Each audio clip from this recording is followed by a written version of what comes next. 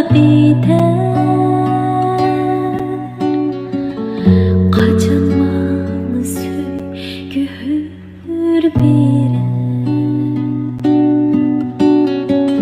Sorma buldu dertlerim yeter. Kezdim can şahve gadaylara, lekin bağrım yana bir ağrım yara. Tapalmadım dertlerimge bir deva. Ey dilraba, yes eğer bu nidalarım sana, kulak sal bir ağız sözüm var sana. Özün mihrar yok bana bu